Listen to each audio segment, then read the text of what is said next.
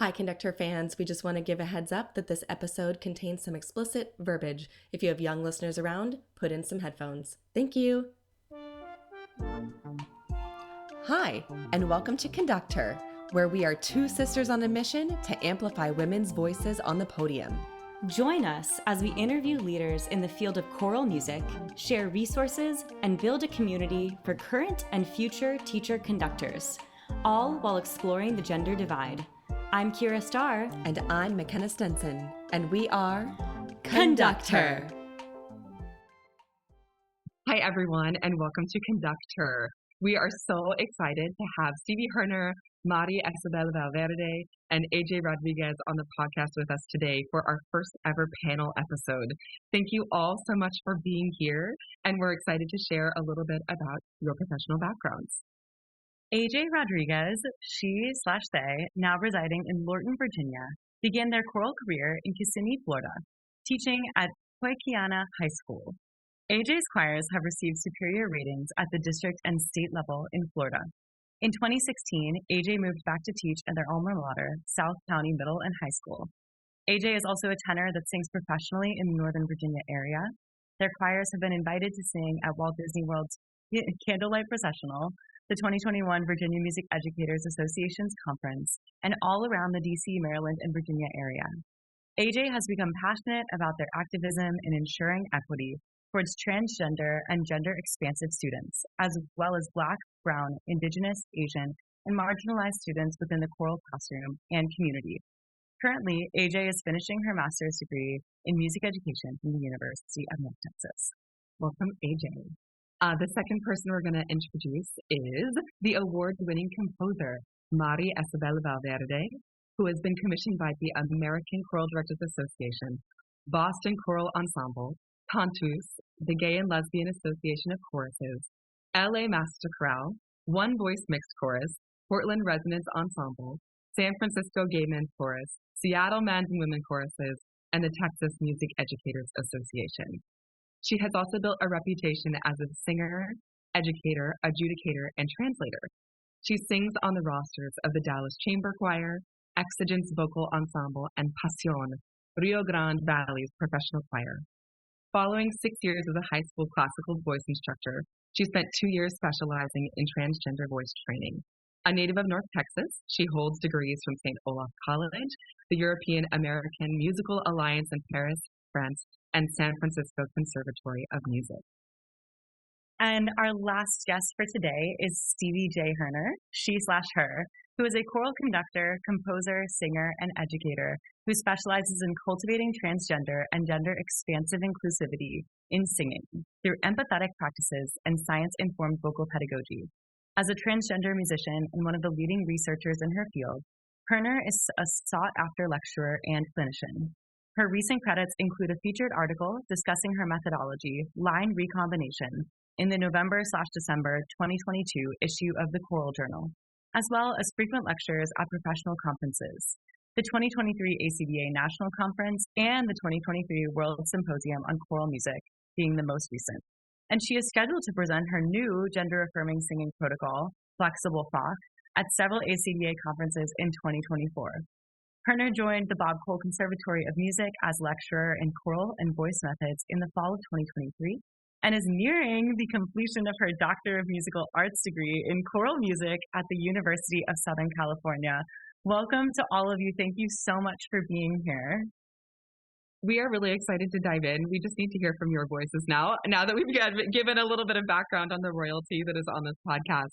And so we're going to take some turns just chatting about who you are and to just telling us a little bit about your upbringing and how you ended up in choral music as your career. So feel free to expand on those stories. And let's start today with Mari. Hello. I started singing in choir in the 5th grade. There was an honor choir in my, elementary school district, and I actually was too nervous to audition the first year, so I wasn't in it the first year. But that's when I started choir, and I've been singing in choirs every year since. That's like the absolute beginning. AJ, you want to talk a little bit about your journey into choral music?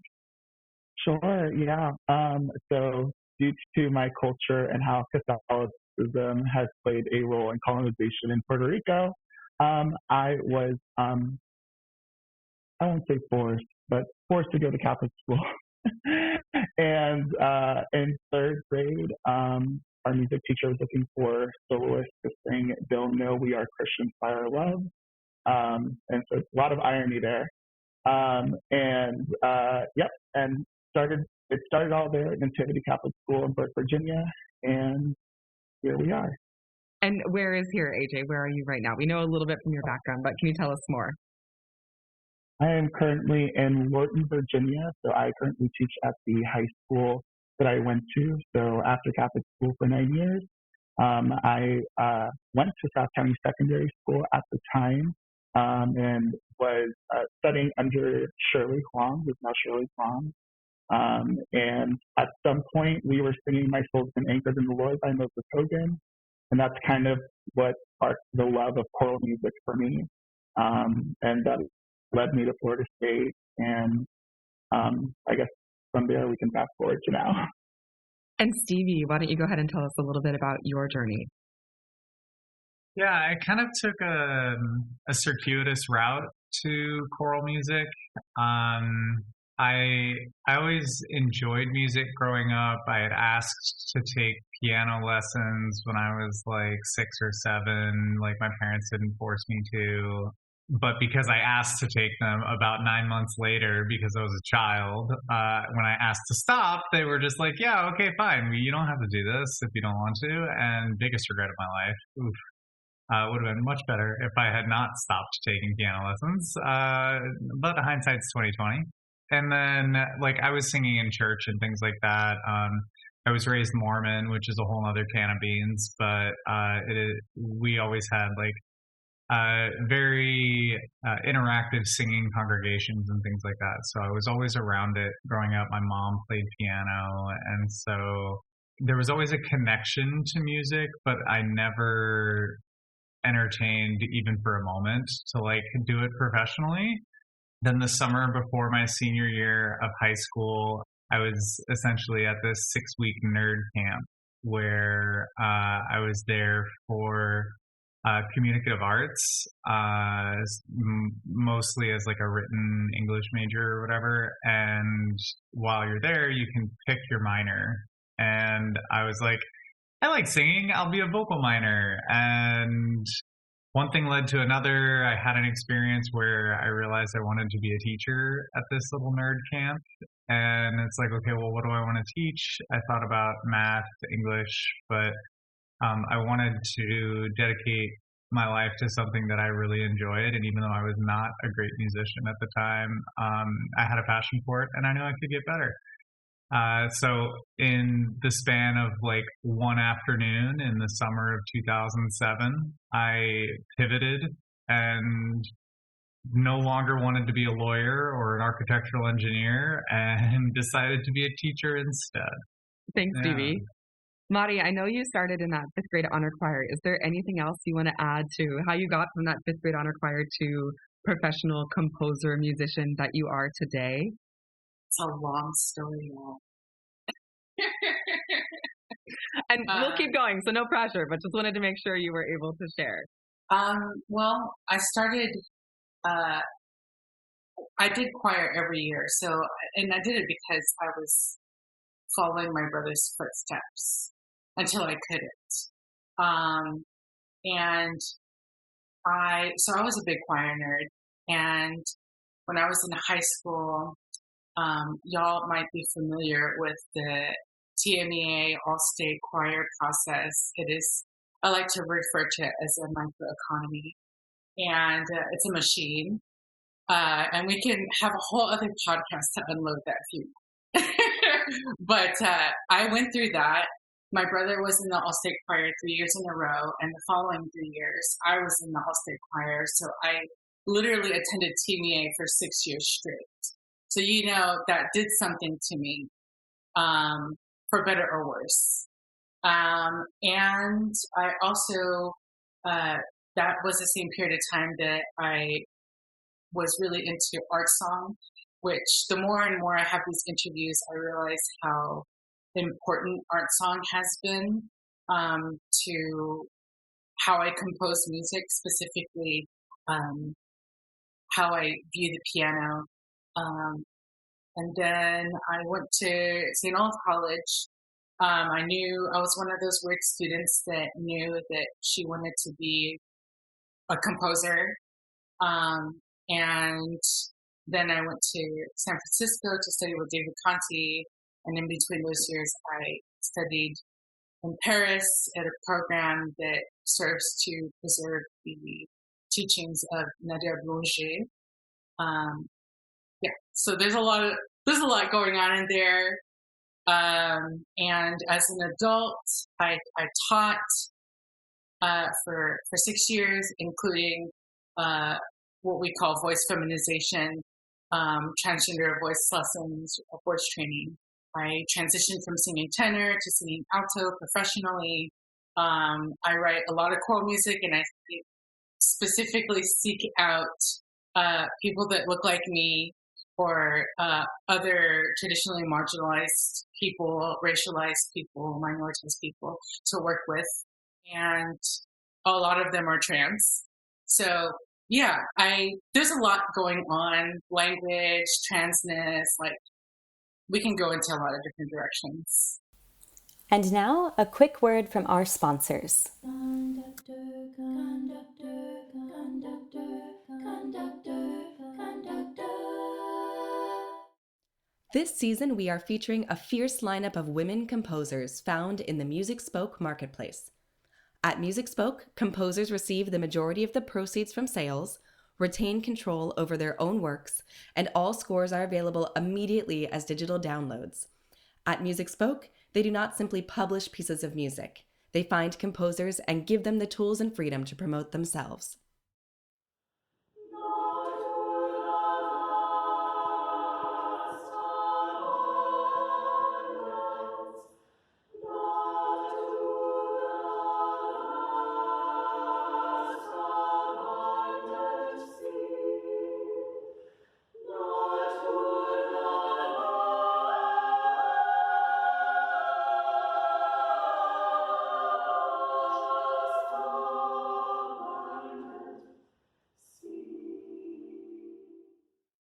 You just heard Perils of Procrastination by Marjorie Halloran. Check out her works today on musicspoke.com and conducther.com/sponsors.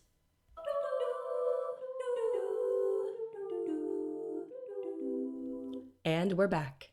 Now that we know a little bit, I mean, we read your bios, but it's just so nice to hear in your own words about just these Reader Digest snapshots of how you've ended up where you are. And so we're going to dive into the bulk of our session today, and we can't wait to hear from all of you on some of these answers. Absolutely. So our first question, which I will invite all of you to please say a couple words on, is broadly, our listener base for this podcast is mostly high school teachers who are teaching choral music and a variety of other music classes. And we would love for you to take a moment to just address them and say, what are some important things that they should know in terms of supporting their trans singers? And that can be emotionally and also in terms of pedagogy. And just thinking broadly about the people who are out there who are listening to this conversation, what are some important things that you would like to share with them about supporting their trans singers? And Mari will start us off. I'm speaking in my capacity as a composer, and specifically as a composer who self-publishes her music, or a lot of her music. But do the research, do the extra work to include a diverse roster of composers. I will reiterate that I understand CPDL and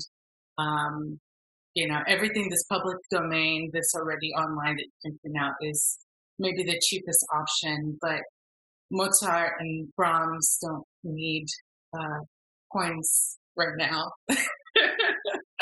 I need your coins, so because I will die. So this is a threat. Not really. It's not really a threat. Please do my music. And also, this is the one important thing I wanted to say, is that say gay, say trans, talk about not only the composer, but the poet, educate yourself about the lives of who is creating the music. And I think that will enrich any rehearsal, really.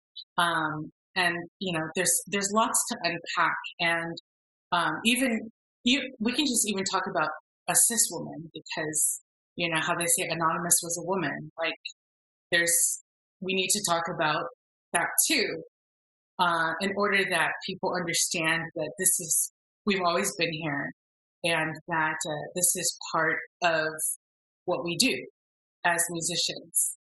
Stevie. Yeah, I think Mari is hitting the nail on the head in terms of it requires conscious engagement and conscious thought in order to affect change. And my biggest takeaway in any of the lectures that I've done or any of the conversations that I have is not the pedagogy. It's the human element, and making sure that when you are in front of a group of young people, you can never assume that everyone is cis. You can never just operate under the assumption of like, oh, I don't have any trans singers in my choir.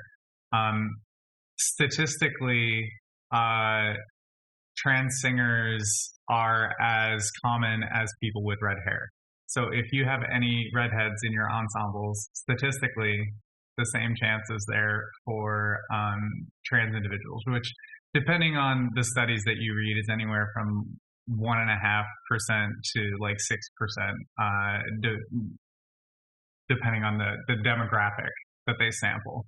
And we're seeing an uptick in young individuals who are identifying in a gender expansive context.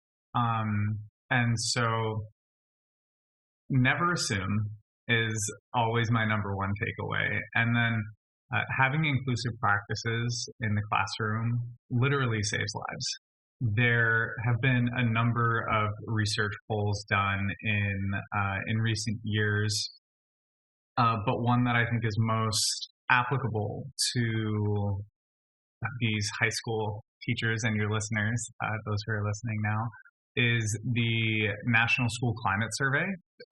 In 2021, which is the most recent published version of the survey, they surveyed almost 22,500 almost LGBTQ plus students in all 50 states. Of those students, almost 82% of them feel unsafe, and that's terrifying.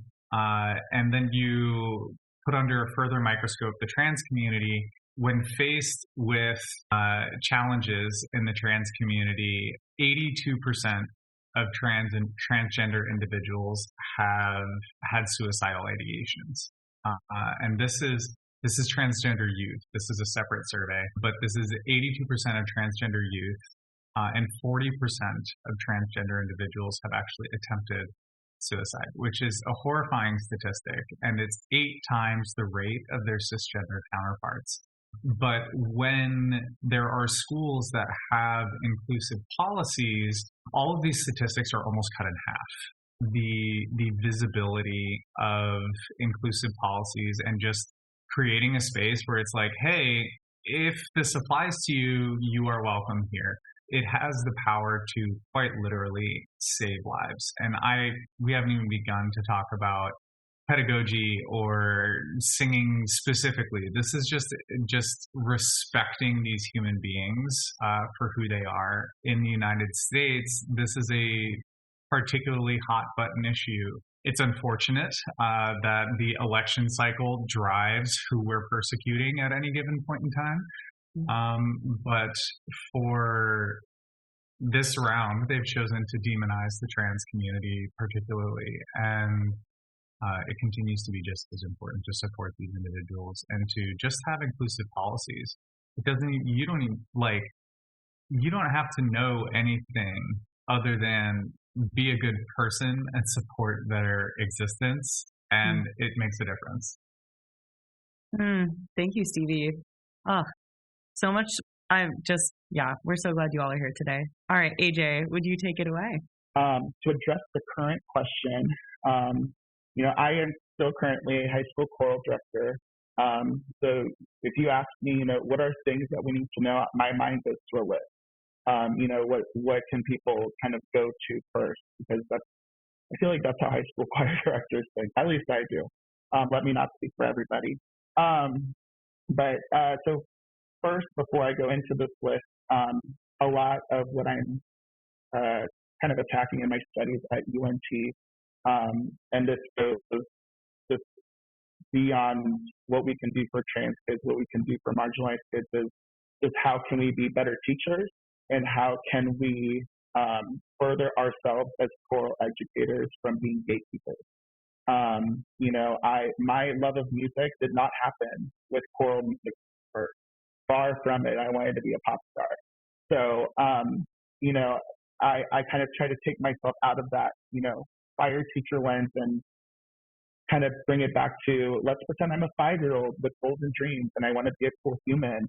What are things that we can do to be good and cool humans?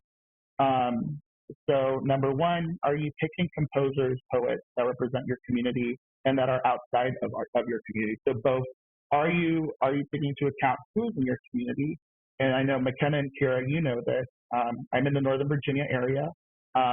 Our communities are filled with culture, filled with different backgrounds of anything and everywhere and every religion. I know South County right now, that's very evident in my choir. It is a microcosm of this community. So are you picking composers and poets, as Mari said earlier? Poets matter. They're what's presenting the text and what we want, what our representation is from our music, both in our identities and what we're saying. Are you creating, use Google Forms. I mean, we all have access to Google. Google Forms are my go-to for everything. For those that are not as extroverted, I make a Google form because you'd be surprised. There's so many kids that have something to say, and there's always something to learn. So create a Google form that surveys that cultivate conversation. Are you getting to know your community? I do a Google form at the very beginning of the year that asks absolutely everything. I mean, literally, like, it's a regurgitation of anything you can think of. Any information that you need so that you don't ever have to collect emergency contact forms, but then and about your identity, things that you're not comfortable maybe sharing in front of a class, like your pronouns. You don't want to out a student or put them in, a state of obligation, and especially in a public setting. Are you asking their pronouns in a safe way? I have as many choral programs have, a leadership team. And one of my leadership positions is a student-teacher liaison. So I pick one student, sometimes 1 to 4 students. It might be one per class. This is someone that students feel really comfortable going to. This is something that they want me to know, but maybe can't approach me about it, but they can approach them, and then they tell me. Label your choirs without gendering them. I mean, that might seem really basic, but we're still, in the United States, several places we're still gendering our choirs. These are little things you can do now. And as Mari was saying earlier, when you pick your pieces, talk about the history. What is the scope of music education that you're tackling in your choral program, in your concerts? I've been, ever since my BMEA conference performance, I have been theming my concerts and been very intentional. And I always ask the kids, it's very my program is very different than how I started. It is very student-centered. It might scare a lot of people. And it's definitely still scary for me, but honestly, the more that you can involve your student in these decisions, there's a lot to learn there. And they can help us unpack that. And now, a quick word from our sponsors. Conductor, conductor, conductor, conductor, conductor. Hello, everyone. Jocelyn Hagan here. I just wanted to let you know that the Compose Like a Girl podcast has officially launched. Listen as I interview celebrated composers Sarah Kirkland Snyder, Chen Yi, Dale Trombor, Angelica Negron, Rena Esmail, and more. I'm also hard at work on the next batch of scores in the Compose Like a Girl choral series, distributed by Graphite Publishing. You can help me bring these new pieces to life. I'm always seeking choral ambassadors to perform these new works by emerging composers. If you're interested, please reach out to me, Jocelyn Hagan, via my website, jocelynhagan.com, or social media. I look forward to hearing from you.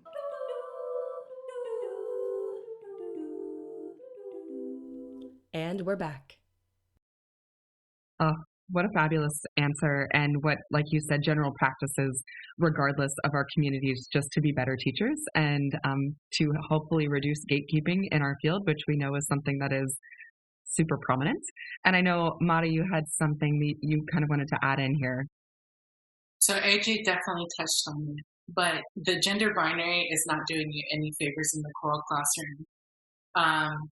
Whenever I'm invited to do presentations, I'm going to call them on trans vocal pedagogy or trans choral pedagogy. I always tell them that, like, when you're learning these things, everything you're learning to, these are quotations, accommodate transgender singers in your context, however you teach.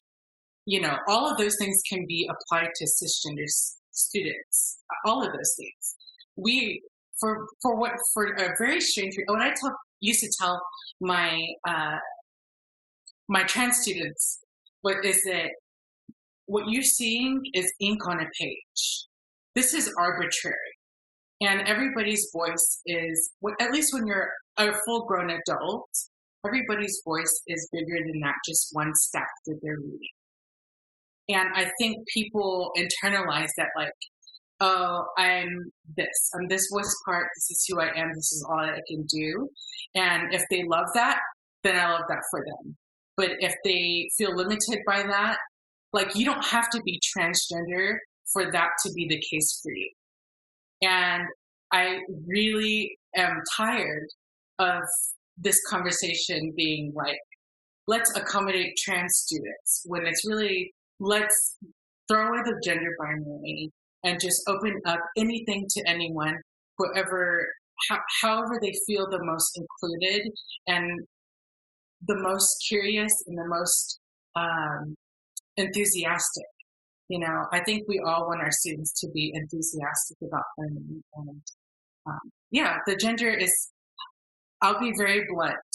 Somebody's gender identity is only relevant in really two situations. You're a doctor operating on their body. That's the first situation. And then the second situation is you are in a consensual, intimate situation. That's it. My gender identity, the content of my body, completely irrelevant. Don't serve gender. Serve the voices. It's about the voices. I love that so much, Mari. I, as you were speaking, I was just like, yes, this is universal design, right? Like, this is just making the world better and safer and just a more inclusive place for every single singer. Because how many of us have taught that student that's like, I'm a soprano one. And you're like, no, you're a human. Like, you're a human being with a beautiful voice. And you're in this community, and we all have to serve ourselves to the best of our abilities. And sometimes that means you're going to sing alto too, because you can, and you can read music. And it's just, I mean, we are here to provide spaces for young people and people of all ages, if we're teaching older students, to have a place to come and be themselves. And that starts with us. That starts with saying soprano, alto, tenor. That starts with getting involved with our students and getting to know them and saying, who is in the room? Oh, do we need to bring an outside perspective because we've got like a rather homogeneous population in this room? Yes, just like AJ said, it's about looking at your students and being like, here's who's in the room. What are we missing? What can we bring in here that these students have never seen? And get them excited about and give them a space to say, yeah, I love singing. And in this room, in this space, with this person, I feel respected. And I feel like I can be vulnerable enough to sing. I mean, that's why we're here, right? And Stevie said it so well also. It's about the people, it's about human beings. And so we're excited to keep We're excited to keep learning, and I know our audience already is making a list, like AJ said. All the teachers out there were writing everything down, and just even if it's things we're already doing, it's a good reminder and some fresh perspective. So, Mari, this question is for you. Can you describe your experience working as a specialist in transgender voice training, and maybe share some of the most poignant things that you've learned that might be applicable for people working with maybe high school or collegiate voices? I kind of answered that question with my former comment. I came upon trans voice training whenever 2020. We all know what happens.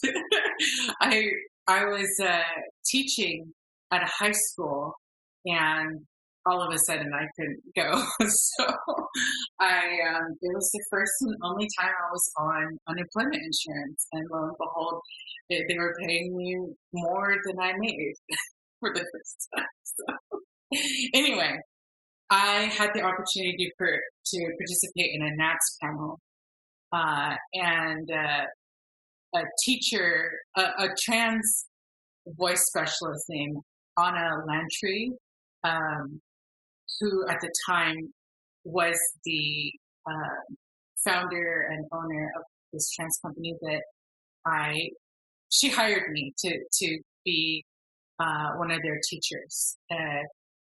It is currently called Your Lessons Now, which is basically an online school that offers music and voice training lessons to the trans community. And I think the idea is that they are global. I had students in Ukraine and Sweden at the time, all over the US too, at different ages. Most of my students were trans women. So when we talk about trans women voice, I'm most familiar with that. But yeah, I was hired to do this, and like I said, most of what I was teaching was voice feminization. It wasn't music lessons, although I did have a few music students. And just like when I was teaching high school, I treated everybody as individual, and essentially, even though the lessons were speech lessons, they were fundamentally lessons about how to use your voice. Things like breathing and resonance, and what does the voice look like? How does it function? What's going on there? And this is a great time to bring up this term, because I feel that people not only do they feel like they're walking on eggshells, but they need a word. And I said this word 1,000 times when I was teaching those lessons, and that was cis-typical, or cis-typically, masculine and or feminine.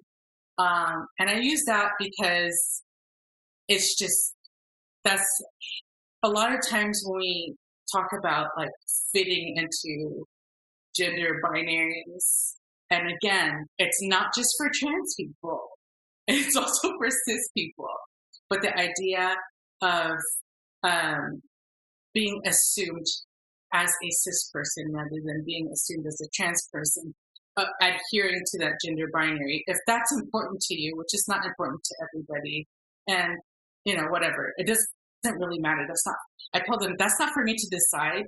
My job as your teacher is to tell you, or to help you discover all the things that you can do with your voice, and then you get to decide where you want your voice to live. I think that's so powerful, because one of the questions as somebody in the collegiate sphere, from young educators that are going to go out and be working with secondary students 6 through 12, like you mentioned, there's this fear about either walking on eggshells, trying to navigate in, for example, when I was in Texas, the political climate there of, can we even say trans? Can we say gay in the classroom? And just fighting the fight every single day. But all of the things that we're reiterating here on the panel just bring us back to that universal design, treating people like individuals, as humans, helping them navigate in their own journey. And so I just wanted to say, I think I could repeat your answer there a million times. And just every student that comes up and asks, I will just play that portion of the podcast because I think that just sums it up right there. So that was beautiful. Thanks, Mari.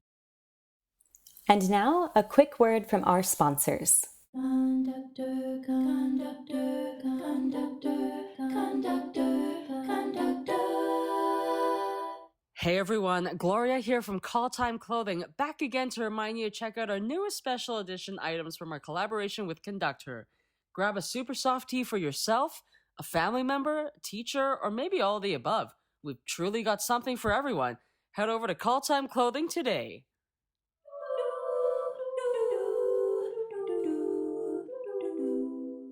And we're back. And Stevie, I have seen several of your presentations because we were colleagues at USC, but I know that you have some new research that you're going to be presenting on in the spring. So I wanted to give you a choice. If you wanted to talk about line recombination on this platform, you are more than welcome to. But if you wanted to talk a little bit about your flexible Bach situation, that's also welcome. So would you just tell us a little bit about some of the research that you've been doing and share out some of the things that might be helpful for our listeners? For those who aren't familiar with me, my platform is called Transitioning Voices. I have a website, transitioningvoices.org, where you can find a lot of information about my line recombination. The flexible Bach stuff has not been published yet, so it's not on my website readily available quite yet until it's officially attached to my name. Line recombination came about as a desire to provide a gender-affirming experience for singers as they're transitioning in a mixed choral context. So if you have someone who is AFAB or assigned female at birth and they are wanting to sing tenor, but maybe their chest voice is underdeveloped because they've been singing soprano and choir. And so what sort of experience can we provide to them without just being like, well, you don't have the range to sing tenor, so you're just going to have to keep singing soprano. So line recombination essentially is a reapplication of common cambiata techniques that are used in middle school classrooms, but applied in a very specific way in order to create an intermediate vocal line in between the alto and tenor lines that anyone transitioning from low to high or high to low would be able to utilize as a healthy, gender-affirming experience in singing while they are developing these underutilized registers of their voice that they previously maybe didn't have or were neglecting because they were singing in one particular section.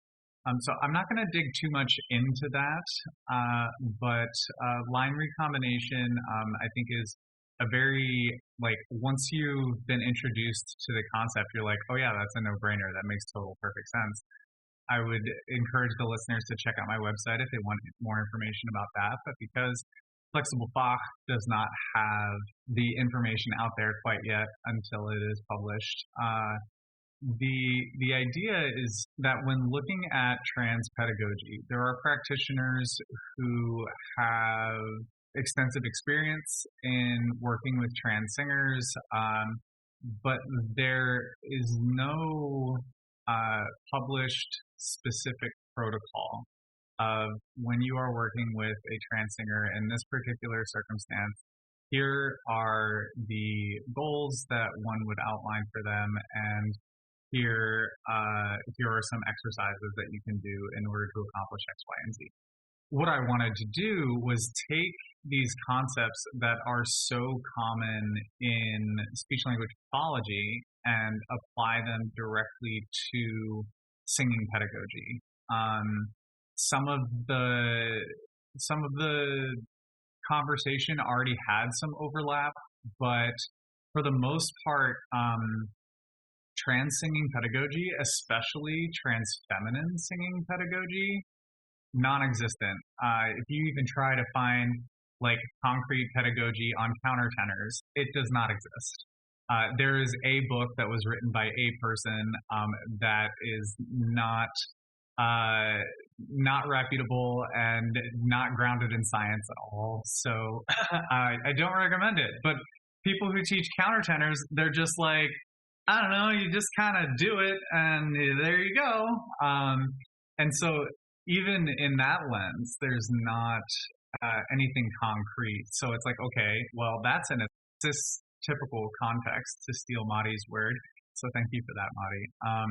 The applications to the trans community when working with a trans feminine individual, they might have different aesthetic goals than a cisgender AMAB countertenor would have.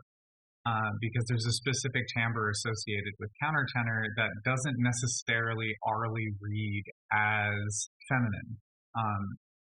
And so in developing this protocol, it's not just a matter of, okay, here is how we access these registers, here's how we do that healthily. It's also, let's look at the components of the voice that contribute to gendered assumption. This has been extensively researched in speech-language pathology, and speech-language pathology largely, unlike singing, is focused on trans feminine voices, because the assumption has always been like, oh, if you're on testosterone and you're transmasculine, like that'll masculinize your voice enough and you'll be fine. So there's not nearly as much transmasculine speech-language pathology research. Whereas in singing, almost all of the trans-related voice pedagogy conversation is about, what do I do about testosterone? And honestly, the answer is basically treat it like the middle school aged pubescent AMAB with a couple of outliers and some adjustments and modifications. There is an article in what the speech-language pathology community affectionately refers to as the Trans Voice Bible. Which is voice and communication therapy for the transgender and gender diverse client, a comprehensive clinical guide, which is edited by Richard Adler, Sandy Hirsch, and Jack Pickering. But in that is a chapter on the singing voice, and that chapter is primarily authored by Anita Kozan. It honestly was a life-changing chapter to read, not because I was having like these huge light bulb moments of like, oh, I never thought of that in terms of vocal pedagogy, but just the human element was present in this conversation but our job as practitioners, as people who are trying to create a gender affirming experience for our singers, is to help them find the most authentic representation of themselves. So there are specific resonance qualities in trans feminine SLP and transmasculine SLP that are statistically shown to subconsciously register as masculine or feminine. So what the flexible Bach protocol is playing around with is, how do I affect gendered perception of the singing voice? And now, a quick word from our sponsors. Conductor, conductor, conductor, conductor, conductor. Hello, this is Sandra Snow, Director of Choral Programs at Michigan State University and Artistic Director of Mirabai. Mirabai is partnering with the Denver Women's Chorus to present Storytellers, a workshop unlike any conference you've been to. For the first time, leaders in choral music education will partner with members of GALA, the Gay and Lesbian Association of Choruses, to bring a workshop that blends the experiences of musical activists and classroom trailblazers. The Storytellers Conference is designed to improve your rehearsal and ensemble leadership through sessions that promote inclusive pedagogy, cultural responsiveness, and a new lens through which to view the conductor's role. Featured guests will include composer and singer Moira Smiley, and all attendees will be able to see Mirabai in concert. Session presenters will include collegiate educators from across the country and gala chorus leaders who are working as community activists. When we come together to listen to one another's stories, we all grow. Storytellers, listen, connect, expand. To register, See storytellersdenver.org.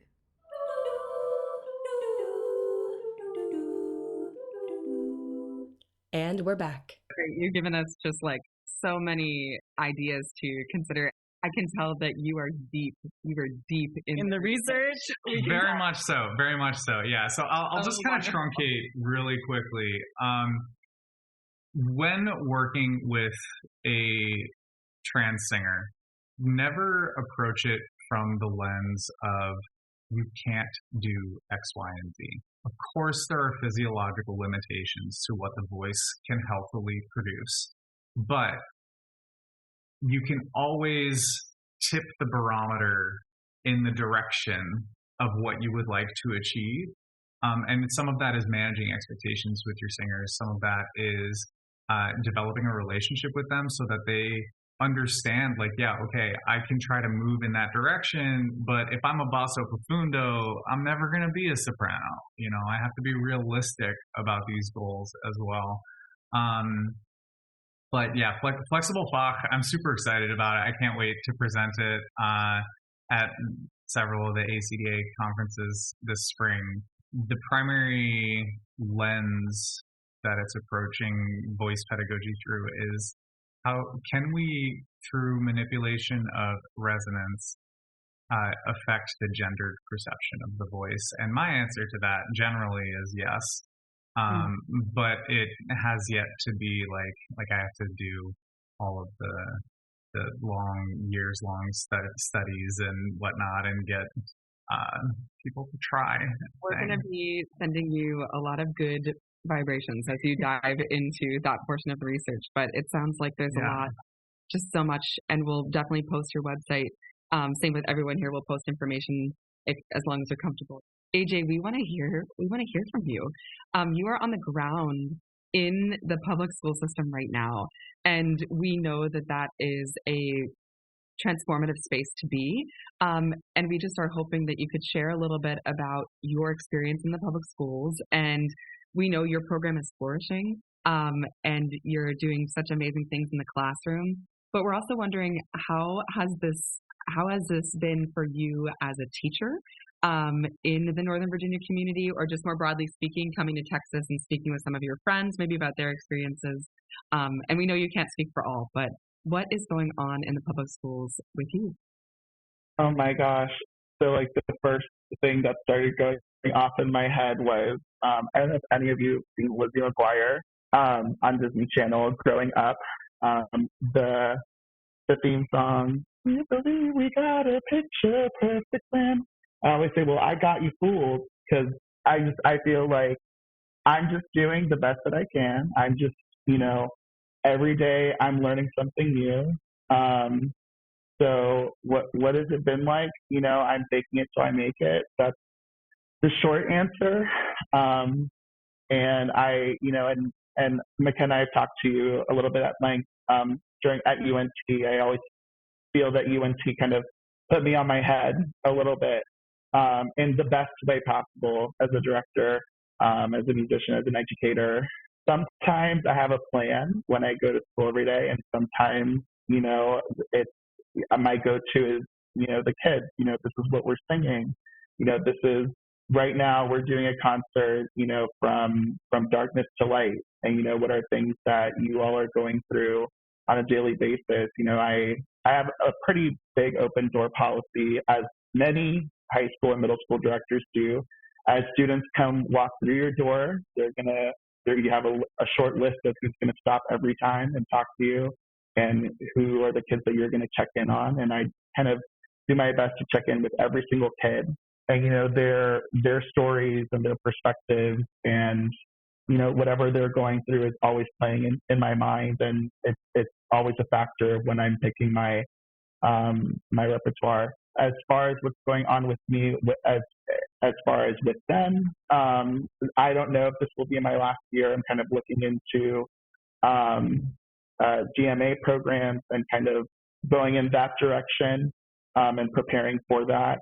And my kids already know this, so with that, we're kind of being very intentional with the planning of everything for the rest of the year.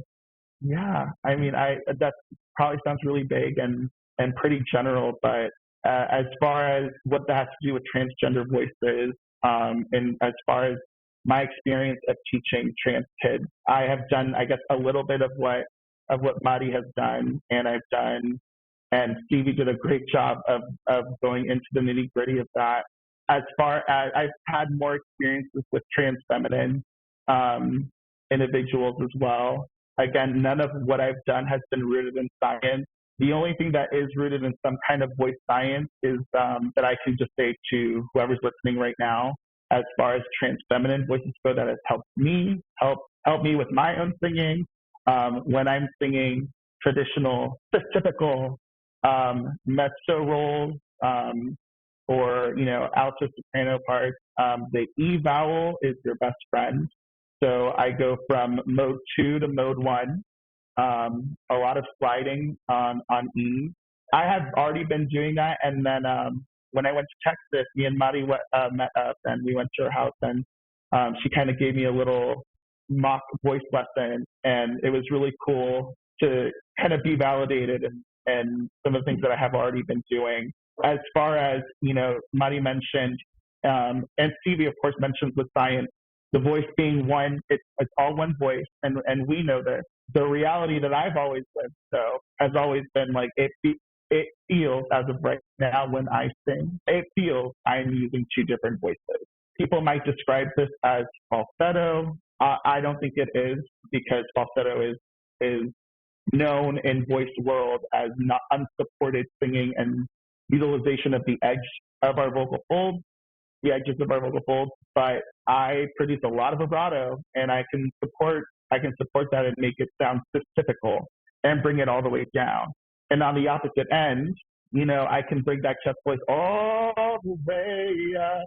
And I'm going to stop talking now because I'm talking a lot. Oh my gosh. Mari, I know you had something maybe to add there. AJ's giving away all the secrets. Put it behind a paywall, y'all. I'm being a little transparent, but yeah, I just wanted to show or offer another story or a counter situation, because I don't want to dismiss AJ's experience. I think really what we're doing is opening everything. But that also means that, like, admitting for myself that, especially as a young person, as a young adult, like, the term falsetto to me read as masculine. When I realized that I could get my vocal folds to close efficiently, constantly in the alto register, I mean, it was over. It was completely over. Do I still have low notes? Sure, I do. Do I use them? Do I love them? Yeah, I do. But, I don't sing tenor. And as far as how AJ uses her chest voice, like, I am so, like, maybe it's, for me, my dysphoria, or maybe it's just I physically can't do it. I don't know. Maybe I'm intersex. Who knows? But for me, I cannot do that.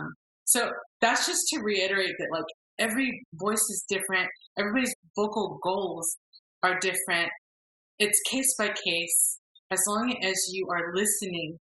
And I often tell people, when you're, especially in a private voice lessons situation, when you're one-on-one, the first question for your student should be, what are your vocal goals?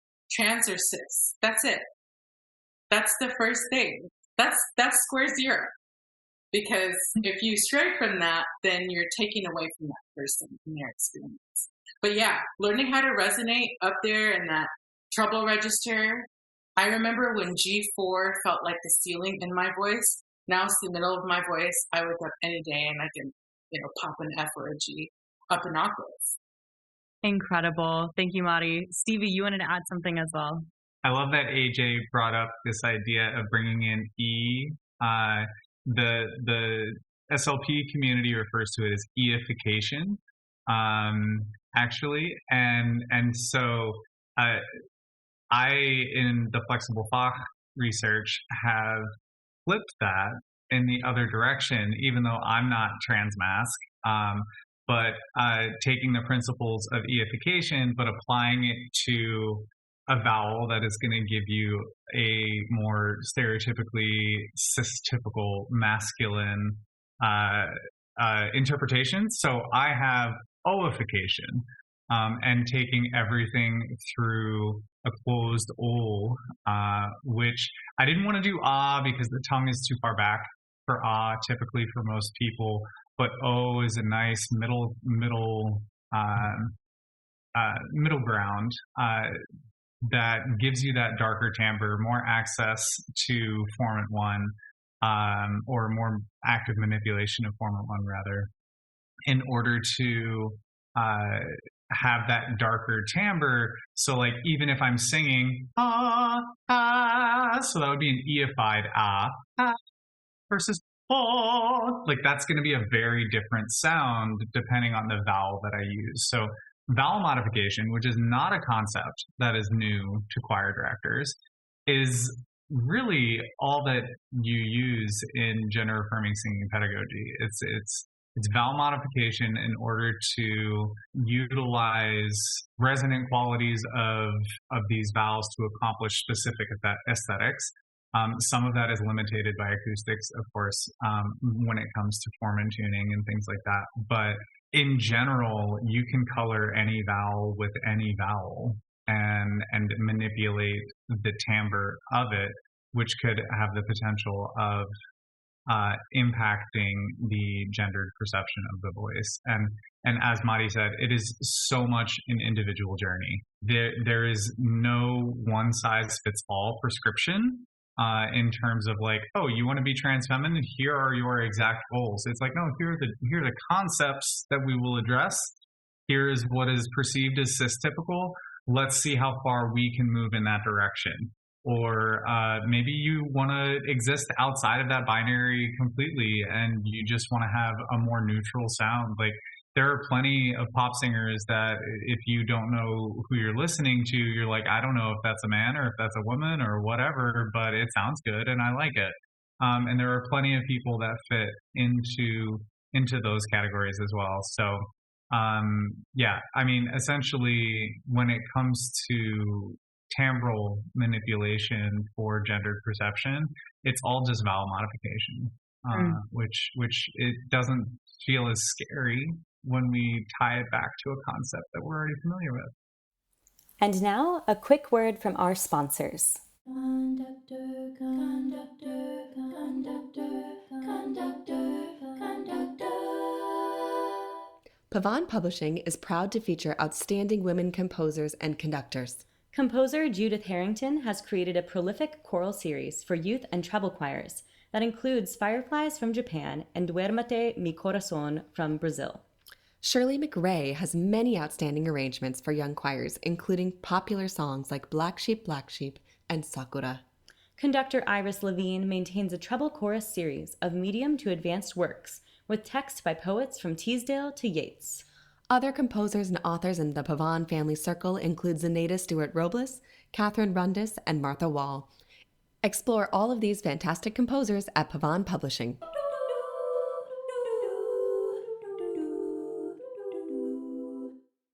And we're back. Absolutely. Mari, I think you had your hand up. Do you want to just add one more tidbit in here? Yeah, it's so much more worth your time to talk about vowel modification than something like, oh, use your head voice or use your falsetto, because the resonance is different. Yes. And to put it in a nutshell, and you can sit and think about this for a long time, but what is actually happening is when you use a closed forward vowel like E, is that you're shortening the vocal tract. And that's what we call voice feminization. When you use O and you're opening the throat and keeping things through a more open filter, you're actually lengthening the vocal tract. So you can masculinize or feminize any voice, regardless if you're cis or trans. And so, yeah, my students used to say, whenever I would model it for them, they would say, are you a voice actor? I said, no, but you gave me a new idea about an income stream. The entrepreneurial mind of Mari is fabulous. I love it. Agreed. Yeah, I love everything that you all just said. I mean, it's been so affirming to go to my new doctoral program and like we start everything on an E always. And Dr. Quist addresses tuning issues with vowel modification and resonance. And that's how we fix things. And like that's been so refreshing. And everything that you've said has affirmed that. And that's in a setting where it's like we're working with like these top singers in this collegiate ensemble. And guess what? That's what everyone needs to be doing in their choral ensembles with every singer, regardless of what their gender identity is. It's just the way that we teach. And so I love that we're reminding each other that we already intuitively know how to do a lot. And it's okay to ask questions and not be sure and reach out to people and try to figure things out to the best of your ability. And also just know that what you're doing is probably really good and working for your singers. And we are here to remind you that you've got it. You're doing great. Trust your instincts. And if you're not, there are really awesome people on this phone call who have offered a lot of really tangible resources. So it's okay also to be on the other end of the spectrum and say, wow, I didn't know this and now I do. And now in data collection and information is so critical in our field. AJ, did you have something? Yes. Before we moved on, I just wanted to quickly co-sign on what Mari and Stevie have said about this being 1,000% individual. I want to be very careful with my words. That where I was coming from was solely from my experience. And when I first started, helping trans students, I was actually not out as transgender yet. And the only way, at that time, when I was a boy, the two trans girls that I had, the way that I approached it, like, y'all, this is how I would approach, if I'm trying to achieve a certain sound based off of what you're telling me, these are the things that I would do. And I definitely understand that every single person is going to come at it with a completely different lens. So, mad respect to what the both of you said, and I co-sign that. I love it.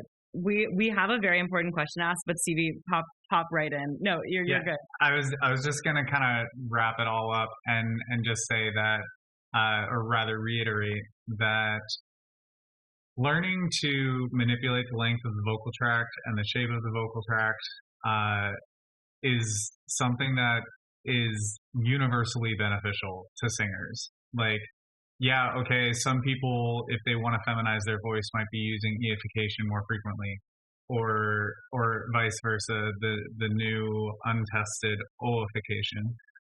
But these concepts, no matter who you are as a singer, understanding how to manipulate the vocal tract is going to be beneficial. And then it's just a matter with your trans singers of setting specific goals and being like, oh, hey, you remember that exercise that we did that got us this sort of sound?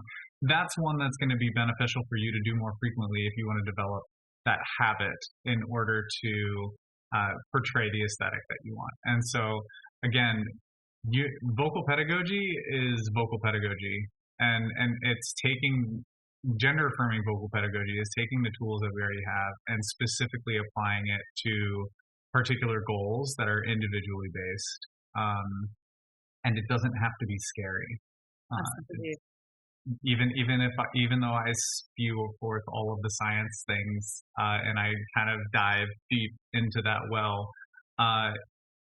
if you understand the general tenets, then anyone can apply these concepts, whether it's in an individual voice lesson or in the choral classroom, so that your students understand, like, okay, well, why did we brighten that vowel in order to make that more in tune? Why did adding more height to that vowel in that register make that note easier to sing? Rather than just telling them to do it, helping them understand why, I think is an important concept, because then they can then turn around and apply that in their own individual singing. Yeah. And thank you for saying that, Stevie. That transfer of ideas of like, oh, that felt good and sounded good, and I liked what I did, and now I can take that idea and apply it elsewhere is so powerful. So, yes, thank you. Hey, Conductor fans. This is a 2-part episode. Stay tuned, part 2 coming soon. Thank you for listening. This has been Conductor. This episode was engineered and mixed by Mary Hannah Klontz, with intro and outro music by Jonathan Martin and ad music by Kate Krellin. Discover more resources at conductor.com.